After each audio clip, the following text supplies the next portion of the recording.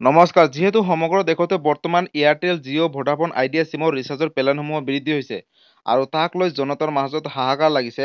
আৰু যদি আপোনালোকৰ এয়াৰটেল, জিঅ', ভোডাফোন চিম আছে, তেতিয়াহ'লে আপোনালোকে যদি BSNL চিমলৈ কনভাৰ্ট কৰিব বিচাৰিছে, কেনেকৈ কৰিব? আৰু আপোনালোকে যদি এয়াৰটেল হওক বা জিঅ' হওক বা ভোডাফোন চিম আপোনালোকৰ যোনটো নাম্বাৰ আছে, সেই নম্বৰটো যদি আপোনালোকে ডাইৰেক্ট BSNL চিমলৈ কনভাৰ্ট কৰিব বিচাৰিছে, তেতিয়াহ'লে ক'ত কৰিব লাগিব? আৰু নতুনকৈ যদি আপোনালোকে BSNL চিম ওলাব বিচাৰিছে বা নতুনকৈ চিম ল'ম বুলি ভাবিছে, কেনেকৈ ল'ব, ক'ত গৈ পেলি ল'ব লাগিব, কি কি ডকুমেণ্টছ লাগিব, আৰু লোৱাৰ আগত কেইটামান ডাঙৰ আপডেট আছে বা আপোনালোকে জানিব লগা কথা আছে। গতিকে ভিডিঅ'টো সম্পূৰ্ণকৈ চাওক আৰু তাৰ পিছতে আপোনালোকে BSNL চিম ল'ব। তো বলক ভিডিঅ'টো আৰম্ভ কৰোঁ। চাওক বন্ধু বান্ধৱীসকল, BSNL চিমটো হৈছে গভৰ্ণমেণ্ট চিম আৰু তাৰ বাবে অতি কম মূল্যত আপোনালোকে এমাহৰ ৰিচাৰ্জৰ প্লেনৰ লগত ডাটাসমূহ পাব আৰু আনলিমিটেড কল পাব।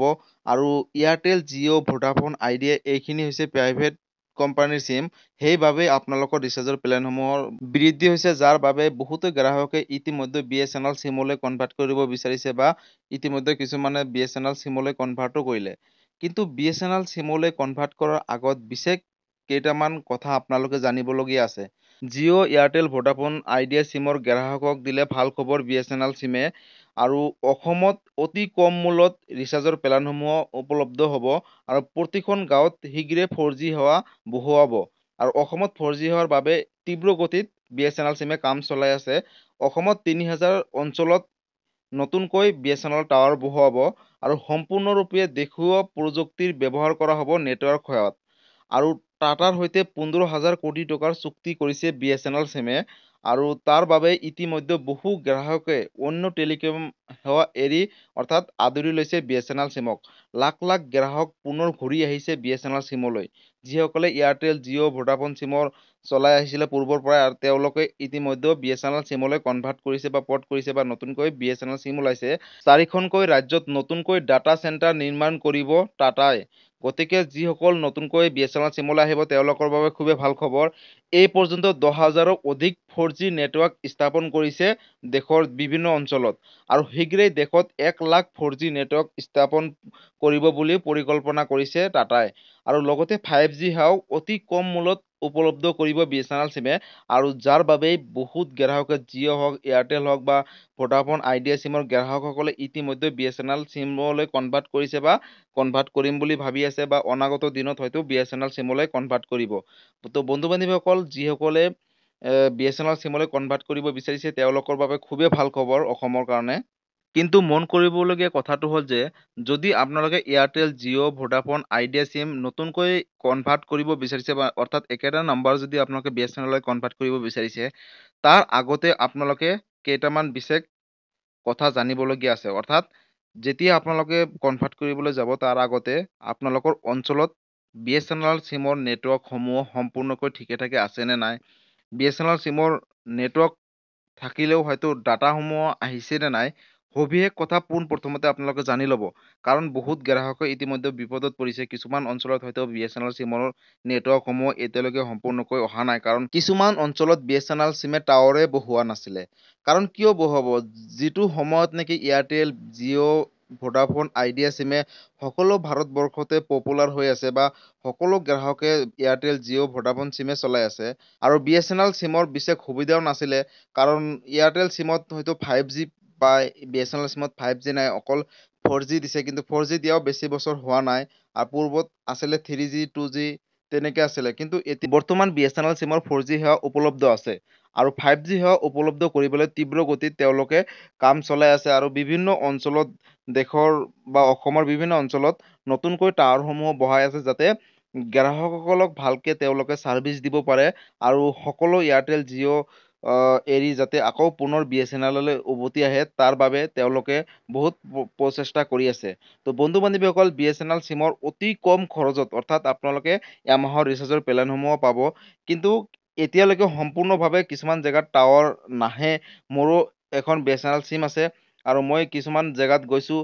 হয়তো টাউন অঞ্চলত আপোনাৰ BSNL টাৱাৰসমূহ ঠিকে পাইছে, কিন্তু গাঁও অঞ্চলত ক'ৰবাত আপোনাৰ BSNL চিমৰ টাৱাৰ পায়, কিন্তু নেটসমূহ ভালকে ক্লিয়াৰকে নাহে বা শ্ল'লিকে আহে। গতিকে যদি আপোনালোকৰ অঞ্চলসমূহত এতিয়ালৈকে BSNL চিমৰ ভালকে টাৱাৰসমূহ দিয়া নাই বা বহুওৱা নাই বা নেটৱৰ্কসমূহ অলপ চলকে আহিছে, তাৰ বাবে আপোনালোকে অলপ ধৈৰ্য ধৰিব লাগিব। হয়তো অতি কম দিনৰ ভিতৰত আপোনালোকে BSNL চিমৰ 4G বা 5G সেৱা উপলব্ধ কৰিব আৰু লগালগ আপোনালোকৰ যিখিনি অসুবিধা অৰ্থাৎ নেটৱৰ্কসমূহ অকণমান লাহেকৈ অহাৰ অসুবিধা সেইবোৰ ক্ষেত্ৰত কিন্তু ভাল হৈ যাব নিজে নিজে। বন্ধু বান্ধৱীসকল, যদি আপোনালোকে এয়াৰটেল, জিঅ' বা ভোডাফোন চিম যদি BSNL কনভাৰ্ট কৰিব বিচাৰিছে, তেতিয়াহ'লে কৰি লওক, কোনো কথা নাই। আপোনালোকৰ ভালেই হ'ব, কাৰণ BSNL চিমটো হ'ল পূৰ্বৰ পৰাই চলি অহা এখন চিম, কিন্তু গ্ৰাহকসকলে পচন্দ কৰা নাছিলে কাৰণ নেটৱৰ্কসমূহ খেলি মেলিৰ কাৰণে।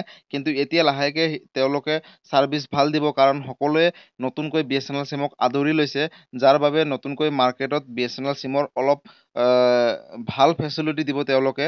আৰু তাৰ বাবে আপোনালোকে BSNL চিম যদি ল'ব বিচাৰিছে ল'ব। নতুনকৈ যদি আপোনালোকে এপ্লাই কৰিব বিচাৰিছে BSNL চিম, তেতিয়াহ'লে আপোনালোকৰ অকল ভোটাৰ কাৰ্ড বা আধাৰ কাৰ্ড যিকোনো এটা ডকুমেণ্টছ হ'লেই হ'ব, আৰু একপি ফটোৰ জৰিয়তে আপোনালোকে BSNL চিম নতুনকৈ উলিয়াব পাৰিব। আৰু যদি আপোনালোকে পূৰ্বৰ চিমে যদি BSNL কনভাৰ্ট কৰিব বিচাৰিছে, তেতিয়াহ'লে আপোনালোকে অৰ্থাৎ য'ত BSNLৰ অফিচ আছে, আপোনালোকে ডাইৰেক্ট BSNLৰ অফিচত গৈ ভালকৈ কথা পাতি আপোনালোকে ডাইৰেক্ট BSNL চিম উলিয়াব পাৰিব, কোনো কথা নাই। বা নিজৰ মোবাইলৰ পৰা পৰ্ট কৰি আপোনালোকে BSNL চিম উলিয়াব পাৰিব। আৰু বন্ধু বান্ধৱীসকল, BSNLৰ চিমৰ অতি কম খৰচত বা অতি কম ৰিচাৰ্জৰ প্লেনসমূহৰ সৈতে আপোনালোকে এমাহৰ বা দুমাহৰ হওক ৰিচাৰ্জসমূহৰ প্লেন পাব। আৰু চাওক কেইটামান ৰিচাৰ্জৰ প্লেন আৰু কিমান দিনৰ ভেলিডিটি, কিমান GB দিব, সকলোৱে চাওকচোন কিছুমান। বন্ধু বান্ধৱীসকল, ইয়াত চাওক, Assam telecom circle prepaid tariff chart as on 14 তাৰিখ 5 মাহ 2024 চনৰ এইখন BSNL ৰিচাৰ্জৰ প্লেনৰ লিষ্ট। আৰু ইয়াত চাওক 18 টকাত কম্বো STB, আৰু আপোনালোকে ডাটা পাব 1 GB 18 টকাত, আৰু কল পাব আনলিমিটেড, আৰু দিল্লী মুম্বাই পাব, অসমৰ বাহিৰতো পাব কল কৰিবলৈ, আৰু মেছেজ পেকটো নাপাব 18 টকাত, আৰু ভেলিডিটি পাব দুদিনৰ। চাওক বন্ধু বান্ধৱীসকল, যদি আপোনালোকে এয়াৰটেলত 19 টকা ভৰাই এদিনৰ বাবে 1 GB ডাটা পাইছিলে, আৰু ইয়াত BSNLত 18 টকাত আপোনালোকে দুদিন আনলিমিটেড কল পাব, প্লাছ 1 GB কে এদিনত পাব, অৰ্থাৎ 2 GB ডাটা পাব দুদিনত আৰু আনলিমিটেড কল পাব। এইটো কিন্তু বহুত ভাল, অতি কম খৰচত আপোনালোকে পাব। আৰু লগতে 59ত আছে 1 GB ডে আনলিমিটেড কল, আপোনালোকে সকলো জেগাতে পাব। তাৰপিছত SMS টো খালি নাপাব, এইটো 7 দিনৰ। 59ত 7 দিনত আপোনালোকে আনলিমিটেড কল কৰিব পাৰিব। আৰু 87ত আপোনালোকে 1 GB ডে আৰু আনলিমিটেড গেম খেলিব পাৰিব, আৰু আনলিমিটেড কল সকলো জেগাতে আপোনালোকে কল কৰিব পাৰিব, 14 দিনৰ ভেলিডিটি।